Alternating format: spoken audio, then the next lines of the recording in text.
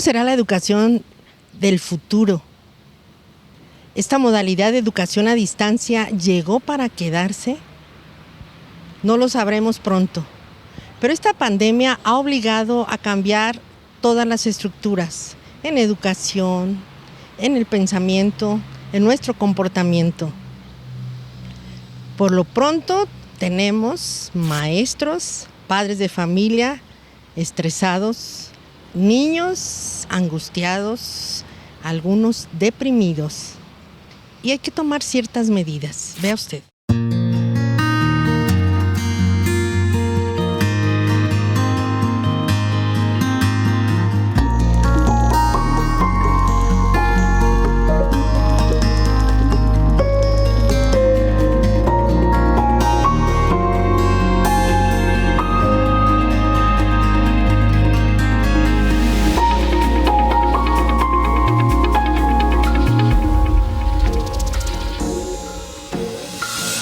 Me siento triste por las cosas que pues, a veces no tenemos y eso, por eso, la situación. Y ya, pues es eso. Y a veces me la paso dormido mucho tiempo. En una mini cárcel. ¿Y qué haces en la mini cárcel? Lo que se diría que es una cárcel y al mismo tiempo no. Por ejemplo, hago mis tareas, claro, pero tengo los videojuegos, puedo jugar y divertirme. Prefería mucho estar en la prepa a estar aquí en casa o trabajando en línea por clases. Se me hace mucho más fácil ir presencialmente a la prepa que estar aquí batallando, ya que no tengo los medios y muy cansado esto. Se frustran mucho por no tener cómo hacer tareas. Estoy hablando de mis sobrinos y bueno, pues por los chiquitos que también les dejan bastante tarea y llegan los papás en la noche y hacer tarea con ellos. Me siento triste y conflictuado. ¿Y cómo lo vas a resolver eso? Pues platicando con mis amigos, hablando con mi familia, jugando, trabajando.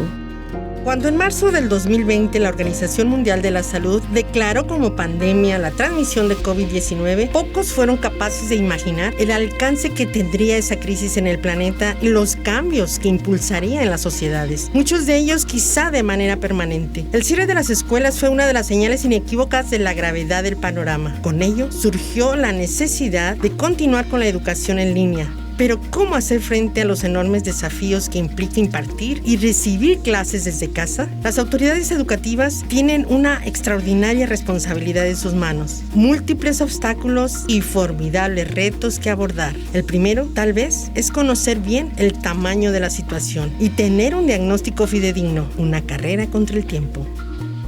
Nosotros todavía en este momento no estamos en la posibilidad de confirmar lo que eso está ocurriendo en nuestro estado. Lo revisaremos una vez se pueda regresar a la presencialidad, porque lo queremos será un diagnóstico. Y en ese diagnóstico identificaremos si se produjo un rezago educativo, en qué parte, en qué áreas o regiones y en qué asignaturas. Hemos estado al pendiente de algunos reportes que se han hecho con relación a esto, porque los maestros son los que están observando y están viendo esta situación. Los alumnos principalmente extrañan a la escuela. Lo revisaremos una vez se pueda regresar a la presencialidad, porque lo queremos será un diagnóstico. Y en ese diagnóstico identificaremos si se produjo un rezago educativo, en qué parte, en qué áreas o regiones y en qué asignaturas. Ahorita por lo general estamos haciendo observaciones. Yo creo que muy poquitas instancias se animan a hacer una investigación ahorita porque estamos como en el momento, ¿verdad? Estamos en el momento.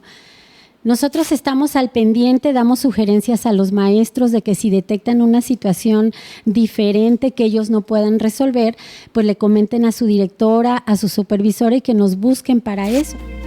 A lo largo de los últimos años, gradualmente comenzaba a expandirse en todo el mundo la alternativa de la educación en casa, como una opción que cada vez más padres elegían como oposición al sistema educativo establecido. Sin embargo, siempre se hicieron muchas advertencias sobre la debida preparación que es crucial por parte de los padres para asumir la educación de sus hijos en casa. Esto de manera eficaz y con un aprovechamiento lo más integral posible. No es fácil ni rápido prepararse lo suficiente. Y la pandemia obligó a muchas familias a adoptar este modelo de manera improvisada, aprendiendo sobre la marcha, seguramente a costa de muchos errores. No había otra opción.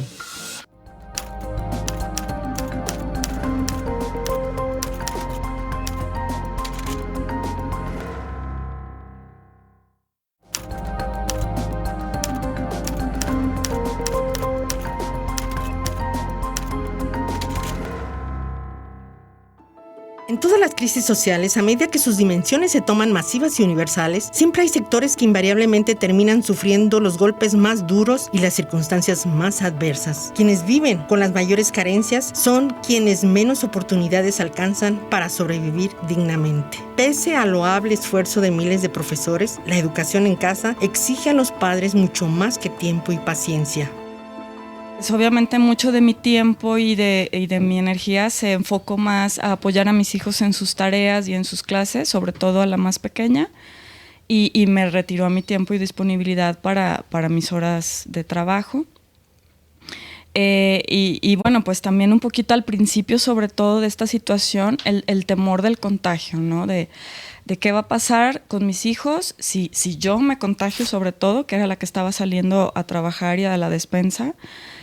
¿Quién se va a hacer cargo de ellos si yo llego a enfermar y me tengo que aislar, ¿no? Era mucha mi preocupación. Primero, me siento extraño porque ya no es lo mismo que antes. Y cuando vuelva a los presenciales, no podré acostumbrarme porque esto va a ser nuevo. Ya que no se va a hacer lo mismo que en las clases virtuales. Pues me he sentido un tanto conflictuado porque yo me esperaba desde hace un buen tiempo que en estos años yo estaría ya saliendo con mis amigos y sacando dieces y así. Me hace muy difícil hacer los trabajos porque no cuento con computadora ya y batallo mucho, no sirve. Dejó de funcionar desde esta semana. He tenido fallas que literalmente tuve que reiniciarlo y ayer pues ya no quiso funcionar para nada. Yo creo que no se ha puesto atención en la salud mental de los niños para nada o ni emocional y por consecuencia de la gente de la tercera edad, porque los niños duran mucho tiempo encerrados. Aquí en México no se ha como visualizado tanto este tema como un tema relevante para una toma de decisiones de este tipo. Era imposible para todos prever adecuadamente cuánto duraría el confinamiento de la pandemia. Pocos se atrevían a ser optimistas e incluso los propios líderes mundiales intentaron transmitir la confianza de que sería breve. Pero hoy queda claro que aún falta un largo periodo de recuperación. Mientras tanto, la educación en casa se normaliza pese a que miles de hogares continúan sin resolver sus propias problemáticas, como la ausencia de los padres que trabajan turnos extenuantes, niños sin herramientas adecuadas y en no pocas ocasiones sin los estímulos necesarios para educarse. Esta parte de extrañar a sus amigos ha sido como la constante, ¿no? Extrañar la interacción con sus iguales, con los suyos, con la familia, las reuniones, incluso salir, ¿no? Salir, no es que saliéramos tanto, ¿no? Pero salir un poquito que al cine o aunque sea a comprar la comida y poder como salir al mundo. ¿Cómo te sientes? Solita porque había dos amiguitas mías, pero se mudaron y la otra no sé porque no sé si, no sé qué pasa. El tema más grave para mí y para mi hija, que tiene 6 años y medio, es la falta de socialización. Creo que en todo la pandemia o en la contingencia sanitaria lo que ha sucedido es que no se ha puesto atención a los niños. A los niños yo creo y también a las personas de la tercera edad, porque al final lo que está pasando ahorita con la escuela es que los que se están haciendo responsables, estoy hablando del grueso de la población, del cuidado de los niños son los abuelos. Solemos gastar, por ejemplo, 100 pesos por cada uno. ¿Diario? ¿O cada cuándo? Cada que nos envían tareas, como las impresiones son muchas hojas, eso son como 40 pesos por todas las hojas. Luego lo de investigar en el ciber son otros 40.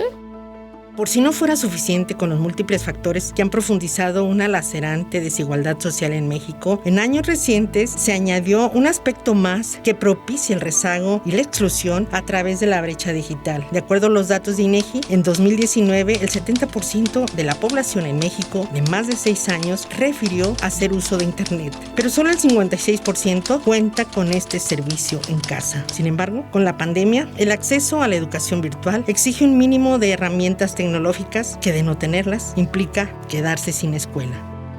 Nos vamos al ciber y pues, nos cobran 10 pesos por hora, creo que 10 o 12, ¿no? ¿Y cuántos hermanos son? 3. ¿Y ninguna computadora sirve en la casa? No, ninguna. Me hace sentir estresada, con un chingo de ansiedad porque no hallo cómo hacer los trabajos, cómo entregarlos a tiempo. Tengo que mandar un mensaje al profesor porque no los entrego a tiempo y me baja de calificación, pero pues de todos modos los entrego a como de lugar. Ni una sirve. ¿Y entonces dónde hacen las tareas? Las hacen en el ciber. ¿Cuánto les sale ir al ciber? Pues Jimmy, yo la verdad no sé cuánto es lo que gastan por supuesto. Aquí en la casa pues sí se distrae un poquito más. Pues hacen su tarea, pero como que en un ratito más yo creo que se les olvida lo que aprenden. Me hace muy difícil hacer los trabajos porque no cuento con computadora ya. Y batallo mucho, no sirve. Dejó de funcionar desde esta semana. He tenido fallas que literalmente tuve que reiniciarlo. Y ayer pues ya no quiso funcionar para nada. Para miles y miles de niñas y niños, la escuela no es solamente el espacio donde aprender y recibir conocimiento. En no pocas ocasiones es un refugio, un escape de casa, un lugar donde convivir con otros pequeños, quizá un rincón donde desahogarse. De acuerdo a la Secretaría de Bienestar Social, se estima que en Jalisco viven más de 430,000 personas con problemas de hacinamiento, lo que aunado al confinamiento de la pandemia ha terminado por vulnerar la salud mental de incontables familias y los pequeños a los que les es casi imposible mantener su aprovechamiento académico. Es una casa pequeña donde pues sí hay 7 personas donde ya 2 de ellos necesitan su propio espacio, que digamos los más grandes, y pues no lo tienen. Entonces eso hace como ahorita a mis sobrinos que se sientan mal. Me parece que hay muchos costos de permanecer aislados, pero también creo que hay mucho costo en regresar ahorita así, con esta como paranoia o con estas normas de salud, de la mascarilla y de la distancia y del gel. Me parece también muy alto el costo, sobre todo en los chiquitos. Esto de la educación socioemocional es parte de la currícula de todos los maestros, es algo que venimos implementando poco a poco y que pues sí se está aplicando, ¿cómo no? Hay muchas mamás jefas de familia que se encargan de gastos del hogar o por lo menos aportar dinero en la casa. Cuando sucede esto, los centros de trabajo ya abrieron, entonces no hay escuelas a donde llevar a los niños mínimo en la mañana. Y entonces, ¿quién se hace cargo de los niños? Los abuelos. Si es que hay. Pues un poco mal por la situación económica que pasamos, pues. ¿Qué sientes? Tristeza. Estás llorando, mi vida. Y te dan ganas de llorar, de comer o de dormir.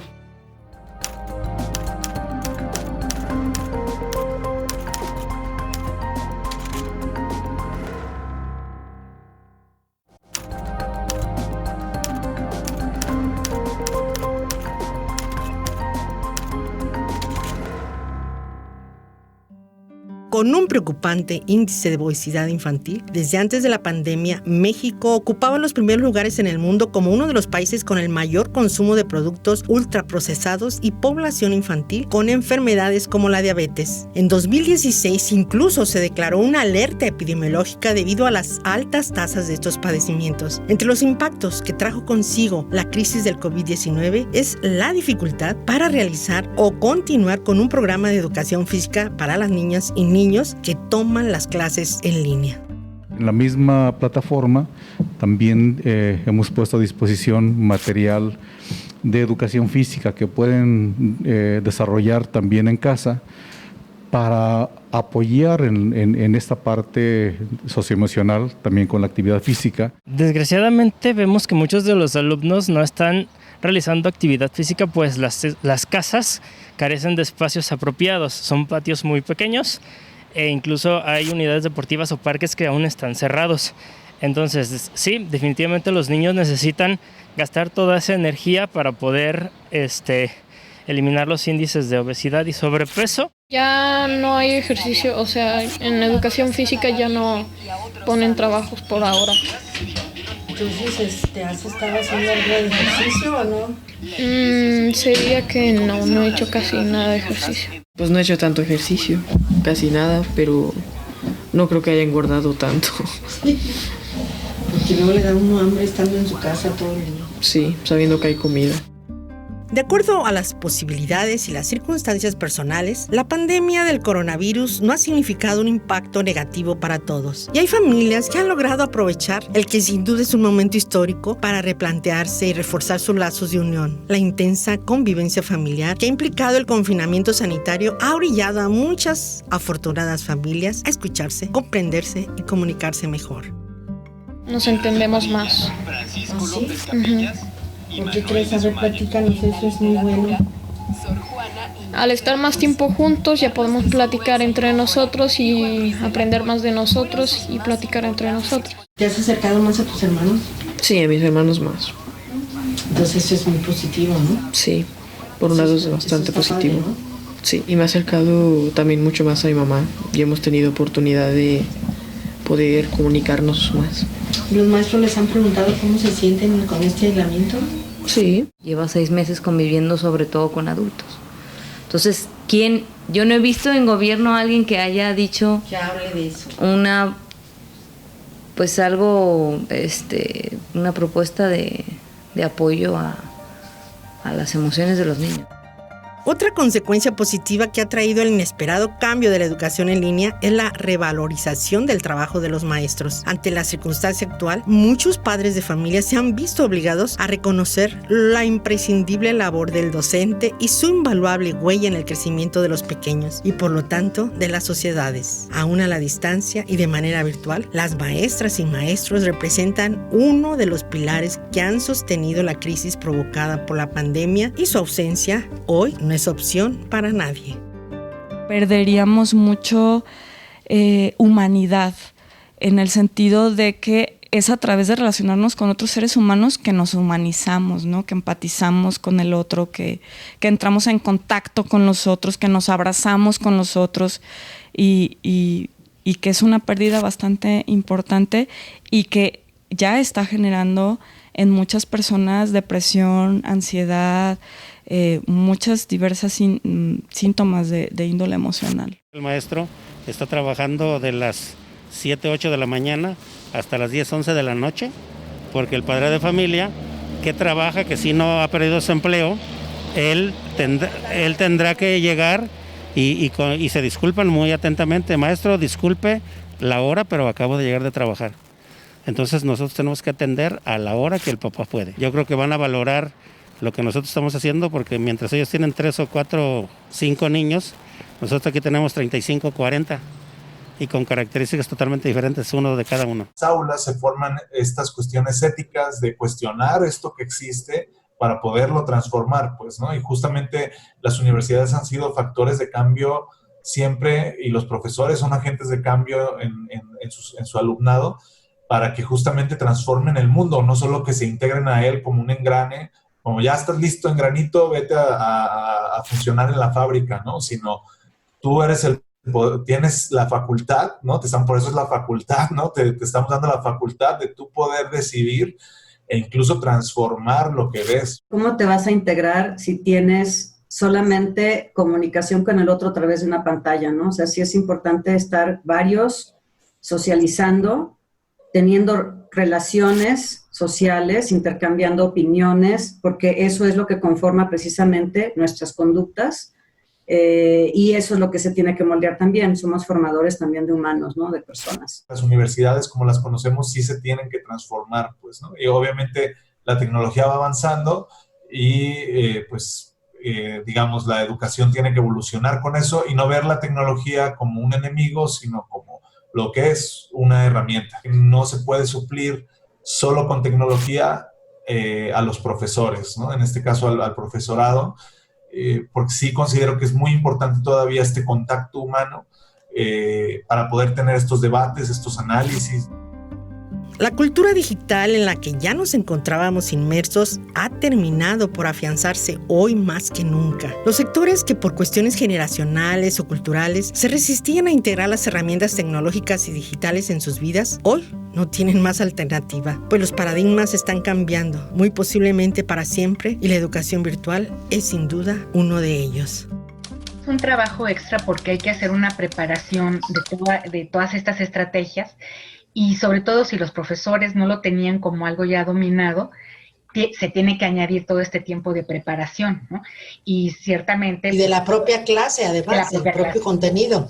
Ciertamente, porque no solo es, tal vez preparar el contenido sea un poco lo mismo que hacían en el presencial, pero esta parte de tener que ensayar con los medios o pensar en estrategias virtuales, dejar tareas y diseñarlas, claro que representa más tiempo y sobre todo evaluar las tareas, ¿no? Porque se tiene que hacer persona por persona. La educación debe ser mixta, independientemente de esta pandemia, aunque sí habría que señalar que pues habría que buscar apoyo tal vez del Estado para extender estas posibilidades educativas a gente que no tiene internet, por ejemplo. No puede ser completamente virtual. El futuro en todo caso será un sistema mixto donde las tecnologías sean utilizadas justamente para, por ejemplo, ahorrar cierto trabajo a los profesores, como por ejemplo exponer toda la parte teórica, ¿no? Y poder crear materiales didácticos virtuales en los que los estudiantes pueden incluso verlos una y otra vez. Seguramente va a ser combinado. Cada vez más esperamos eso, que los estudiantes tengan la posibilidad, sobre todo por movilidad, sobre todo porque puedan aprender de cosas distintas que son interesantes para ellos, que no siempre se tienen. Cuando es presencial es muy limitado porque las opciones son limitadas, pero si alguien puede aprender algo que se ofrece en un centro, que está en otro país, en otro estado, simplemente de la red universitaria. ¿Cuántos muchachos quisieran tomar cursos, a lo mejor que se ofrecen en Tonalá, o que se ofrecen en Vallarta, o que se ofrecen en económico-administrativas, estando en Valles? En fin, hay tantas combinaciones que hacer, que si la red universitaria aprovecha la modalidad para que los estudiantes tengan el menú mucho más amplio y puedan personalizar su educación, sería maravilloso. No podemos nada más quedarnos solo con lo tecnológico, porque entonces, bueno, pues ya tenemos el YouTube con los tutoriales y todas estas cosas, pero sí hace falta la presencia de alguien con el conocimiento y la experiencia que les dé dirección y que les ayude y los acompañe a discriminar la información infinita que hay ahora en las redes sociales. Si la gente aprende a trabajar por su cuenta, habremos ganado ahora sí que en términos de aprendizaje, si ganamos autonomía en los muchachos para poder hacer sus tareas y aprender más, de verdad vamos a estar del otro lado cuando volvamos a las aulas. Va a ser mucho más interesante el aprendizaje de hacer las cosas, hacer el esfuerzo de aprender solos entre comillas, porque tienen de todas maneras la asesoría, cuentan con los profesores. Pero si pueden con esto, después de verdad que va a ser muy impresionante ver que la gente haya aprendido a leer instrucciones, a seguir tareas, a tener administración de su tiempo, que esas son las grandes lecciones de ahorita, ¿no? Sí es triste ver las escuelas sin niños, sin la risa, sin los gritos en los recreos, los salones vacíos, pero es muy importante que continuemos obedeciendo los protocolos en materia de salud. No olvide usar su cubrebocas, lavarse muy bien las manos. Es por el bien de todos. Esto es algo para tomarlo en cuenta.